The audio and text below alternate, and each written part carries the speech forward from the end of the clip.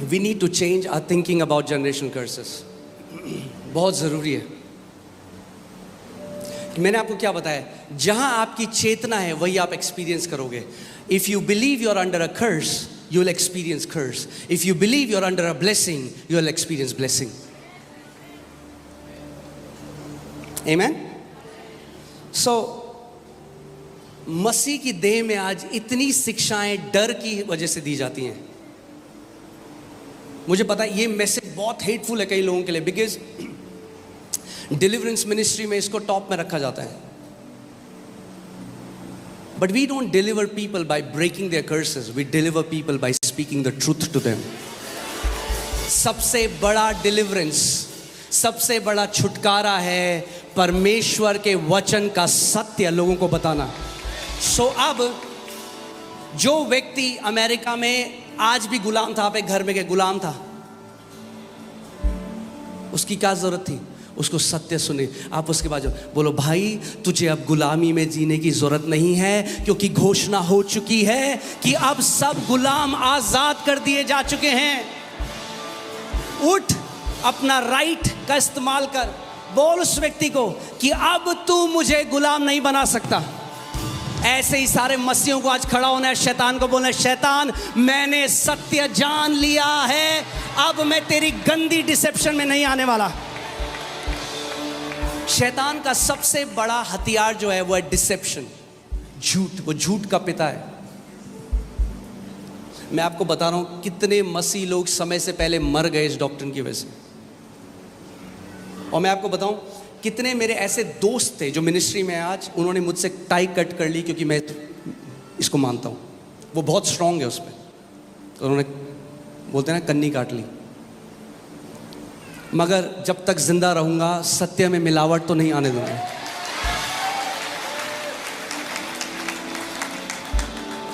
आमेन। सो हम लोग इंडोनेशिया गए एक फैमिली से मिलने। वो हैवी थी इसके ऊपर, जनरेशन कर्स। हमने एक अच्छा सा सूट उनके लिए लिया। हम उनके घर गए, हमने उनको सूट दिया, तो उन्होंने सूट ऐसे देखा, बिस्तर में रख दिया। कह रही, ये देख रहे हो आप, इसमें एक दुष्ट आत्मा का चेहरा दिख रहा है, इस जो कढ़ाई हो रही है। ये होता है उन मसीहों का हाल। उन्हें हर जगह दुष्ट आत्माएं दिखाई देती हैं। क्यों? क्योंकि दिमाग के अंदर इन टीचिंग्स ने करप्ट कर दिया उनके दिमाग को। Wrong teachings have robbed Christians. गलत शिक्षाओं ने मसीहों को, उनकी जो मिरास है वो चुरा ली है उनसे। हर जगह दुष्ट आत्माएं दिखाई देती हैं। अरे भैया, दुष्ट आत्माएं कितनी हैं? 1/3 स्वर्गदूत गिराए गए, यानी 2/3 हमारी तरफ हैं। ज्यादा स्वर्गदूत दिखने चाहिए या ज्यादा दुष्ट आत्माएं दिखनी चाहिए? स्वर्गदूत भी देखा करो कभी, क्यों दुष्ट आत्माएं देखते रहते हो हर समय? मैं अपने कमरे में कल रात प्रे कर रहा था, और जैसे मैं प्रे कर रहा था रात को, हमारे घर पे एक वो डस्टबिन है जो मोशन सेंसर है। अगर आप उसके पास जाओगे तो वो खुल जाएगा। तो वो बिल्कुल उतना दूर था जिधर वो स्पीकर रखा है, और मैं यहाँ पे था, और मैं टंग्स में प्रे कर रहा था। तब तक वो खुलने लगा, बंद होने लगा, खुलने लगा, बंद होने लगा। अब अगर मेरी चेतना के अंदर दुष्ट आत्मा है, मैं कहूँगा मम्मी। मैंने क्या किया? मैंने कहा हाँ हाँ मुझे पता है, मेरा स्वर्गदूत है वहाँ पे। भाई स्वर्गदूत क्यों नहीं कर सकते? ओह हमारा पंखा चलने लगा। स्वर्गदूत नहीं चला सकता आपका पंखा, दुष्ट आत्मा ही चलाएंगी। स्वर्गदूत कह रहे भाई मैं भी हूं, इस्तेमाल कर, मेरा वचन बोल। आज मैं चाहता हूं आपकी चेतना श्रापों से हटकर आशीषों की तरफ चली जाए। May the Lord turn your consciousness from curses to blessing, from death to life in Jesus' name. Amen. Hallelujah. बोलो I am blessed. Hallelujah.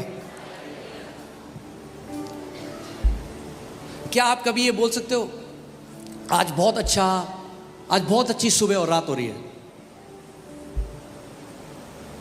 क्या आप ऐसा बोल सकते हो, आज मैं बहुत भूखा हूं और बहुत पेट भरा है मेरा? आप ये बोल सकते हैं यहां पे बहुत उजाला है और बहुत अंधेरा है? I don't understand this. अगर मैं मसीह में आशीषित हूं, मैं आशीषित श्रापित तो नहीं हो सकता? आपका तो पता नहीं, मैं तो नहीं हो सकता। क्या आप हो सकते हो आशीषित श्रापित? Can you be blessed cursed? That's not possible. How can you be blessed cursed? When the curse is so powerless before a blessing, क्योंकि कर्स जाता है चौथी जनरेशन तक, ब्लेसिंग जाती है 1000 जनरेशन तक।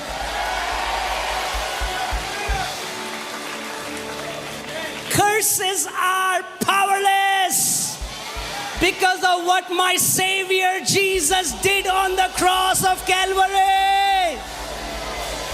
Amen. श्राप में कोई सामर्थ नहीं, क्योंकि यीशु मसीह क्रूस पे गया। हालेलुया। ओ ग्लोरी।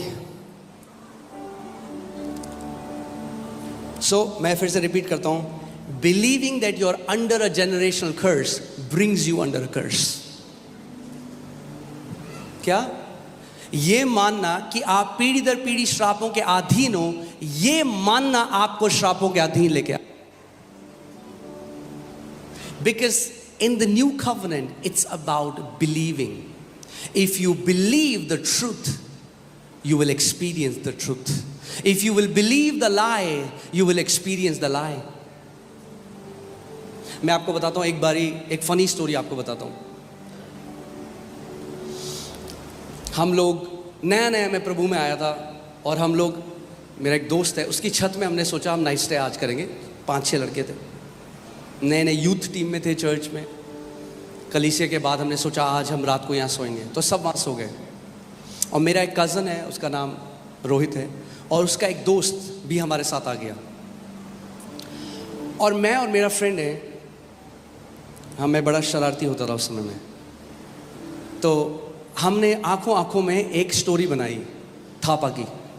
वहाँ पे एक व्यक्ति था थापा, जो सिक्योरिटी गार्ड का काम करता था, और सच में जिसकी गर्दन काट दी थी, और चोरों ने चोरी करी, उसकी गर्दन काट दी। तो हम आपस में हम झूठ झूठे बोलने लगे उस टाइम। अभी अभी अभी ऐसा नहीं करना, ठीक है? ये उस टाइम में जब मसीह में मैं बिल्कुल नया नया आया था, सो हरकतें वैसी थी। सो मैंने बोला, अरे यार रात को यहाँ सो रहे हैं, थापा आ गया तो मेरा कज़न बोला थापा कौन?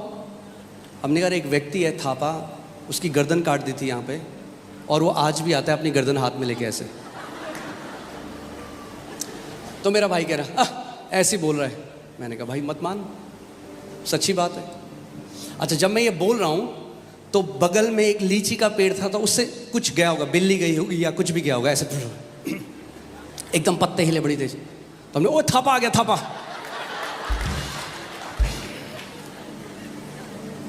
तो मेरा भाई कह रहा अरे मजाक करो तो मजाक करो। मैं कह रहा भाई सच में मजाक नहीं कर रहे।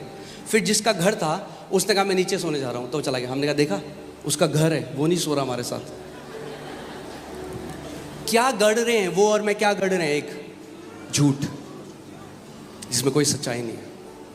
मगर क्या हुआ, हल्के हल्के जब हम बोलते रहे वो लोग कन्विंस हो गए, क्योंकि किसी बात को अगर आप बार बार सुनते रहोगे तो आप मान लोगे कि वो सत्य है। इसीलिए बार बार सत्य को सुनना बहुत ज़रूरी है। तो क्या हुआ, जब बार बार हम उस बात को बोलते रहे, जो मेरे कज़न का जो दोस्त आया था वो मान गया कि सच में ऐसा है। और झूठ का प्रकटीकरण क्या हुआ, उसको वॉमिट्स आने लग गए। Fear will paralyse you, fear will bring symptoms in your body. करने लगा, मेरी तबीयत खराब हो रही है, मुझे ऐसा लग रहा है मेरे को सांस नहीं आ रही है। What happened? Was there any truth? क्या कुछ सच्चाई थी जो हमने कहा था? नहीं। मगर क्योंकि उसने एक झूठ पर विश्वास किया, वो झूठ को एक्सपीरियंस करने लगा। अगर आप झूठ पर विश्वास करोगे, अरे पास्टर आपको नहीं पता, मेरे परदादा शराब पीते थे, मेरे पापा भी शराब पीते थे, देखो मैं भी शराब पीता हूं आज। ये जनरेशन कर्स नहीं है, ये जनरेशनल पैटर्न है। क्योंकि देखा आपने बचपन से, जो what you behold you become. अगर एक परिवार में जहाँ पे कलेश होता है और एक वाइफ है जो अपने हस्बैंड को ऑनर नहीं करती, उल्टा सीधा बोलती है, और बच्चे पैदा हुए, एक बेटी भी, उसने ऐसे देखा, उसकी नज़र में ये है रिश्ता एक हस्बैंड वाइफ का। उसने देखा ऐसे एक बीवी अपने पति से करती है, जब उसकी शादी हुई वो भी वैसी करती है। फिर बोला देखो श्राप है। अरे श्राप नहीं है, वो जनरेशनल पैटर्न है। रैदर देन हम लोगों को सिखाएं कि सत्य क्या कहता है, हम कह रहे हैं आओ हम तोड़ते तोड़ो, टूटता ही नहीं है। टूटेगा कैसा जब है ही नहीं कुछ। मैं कहूँगा ये नारियल है यहाँ पे, तोड़ो नारियल, आओ तोड़ो।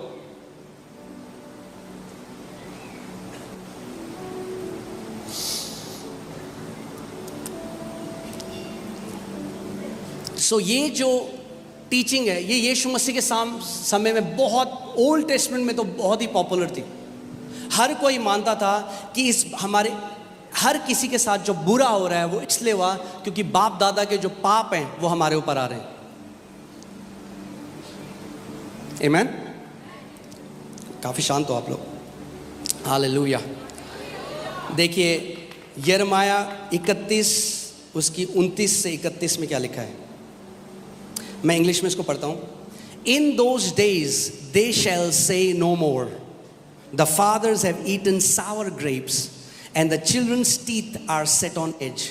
ध्यान से सुनो, इन दोज डेज, हिंदी में लिखा है उन दिनों में वे फिर ना कहेंगे पुरखों लोगों ने तो जंगली दाग खाई, जंगली दाग नहीं खट्टी दाग खाई, परंतु उनके वंश के दांत खट्टे हो गए। ये क्या है उस समय में, क्या ये किसको दर्शाता है? जनरेशनल कर्स को, कि पिता ने खट्टा खाया और दांत किसके हुए खट्टे?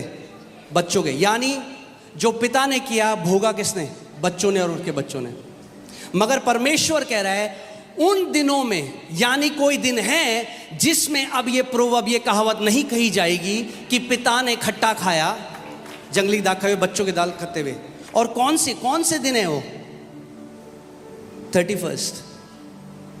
Behold, the days are coming, says the Lord, when I will make a new covenant with the house of Israel and with the house of Judah.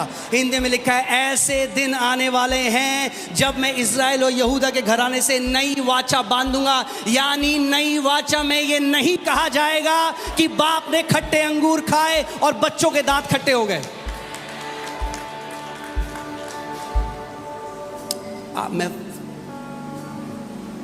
आप जानते हैं यीशु मसीह ने हमारे जनरेशनल कर्स भी अपने ऊपर लिए।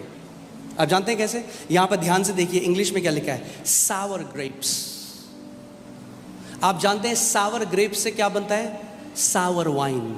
और जब वो क्रूस में था तो उसको सावर वाइन दी गई। And he tasted the sour wine, he tasted the generational curses of every man alive on this earth. प्रभु यीशु